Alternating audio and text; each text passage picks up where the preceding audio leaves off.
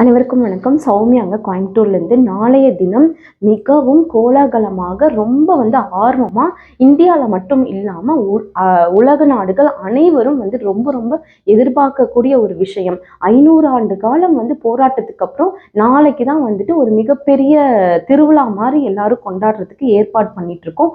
என்னன்னா, ராமர் கோயிலோட கும்பாபிஷேகம் அயோத்தியில் நடக்குது. ஸோ எல்லாருமே அங்கே போக முடியுமானா போக முடியாது. அதனால அவங்க இருக்கிற இடத்துல இருக்க கோயில்களில் அன்னதானம், அதுக்கப்புறம் அந்த ராமர் கோயிலில் நடக்கிற கும்பாபிஷேகம் லைவ் இது பண்றது, விளக்கு பூஜை, அந்த மாதிரி ஒவ்வொரு கோயில்ல ஒவ்வொரு சிறப்பு வழிபாடு அங்க இருக்கக்கூடிய மக்கள் எல்லாம் பண்ணிட்டு வராங்க.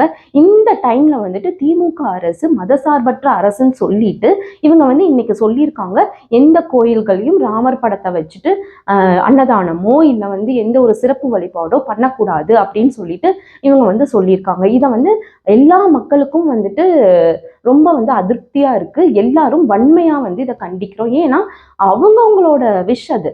இப்ப நான் கோயிலுக்கு போகணும் அப்படின்னா அது என்னோட தனிப்பட்ட ஒரு இதை அரசியல் ஆக்குறது அப்படிங்கிறது வன்மையாக கண்டிக்கிறோம்.